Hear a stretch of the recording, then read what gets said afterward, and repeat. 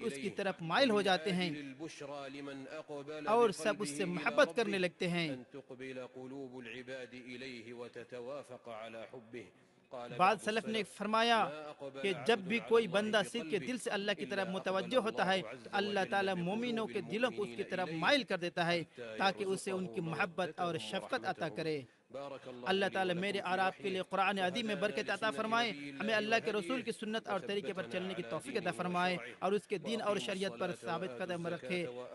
اور نماز ادا کرو، زکوٰۃ ادا کرو، اچھا قرض ادا دیتے رہو، اور جو تم نیکی کر آگے بھیج رہے ہو اس سے اللہ کے پاس اس سے زیادہ بہتر اور اجر اعتبار سے زیادہ بڑا ہے۔ اللہ تعالیٰ سے مغفرت طلب کرو، بے شک اللہ تعالیٰ بڑا معاف کرنے والا اور بے حد رحم کرنے والا ہے۔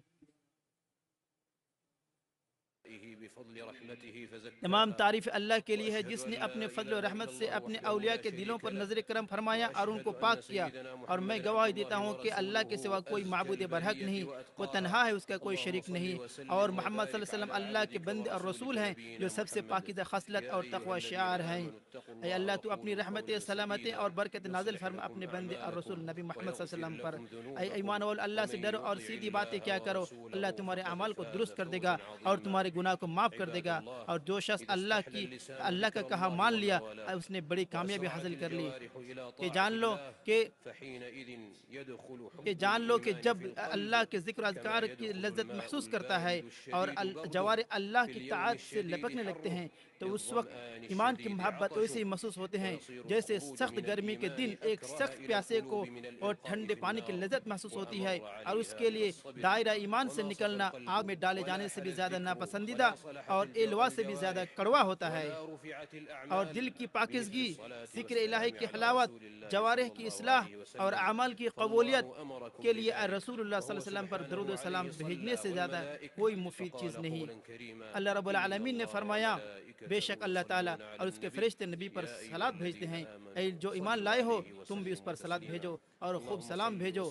اے اللہ تو رحمتیں، سلامتی اور برکت نازل فرما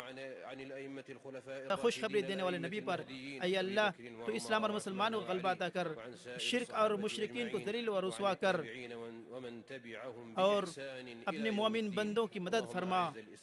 کمزور و مظلوم مسلمانوں کو نجات دے۔ اے اللہ ان کی مصیبتوں کو دور فرما، ان کے بیماروں کو شفا دے، ان کے اسیروں کو رہائی نصیب فرما، ان کے شہداء کی شہادت قبول فرما۔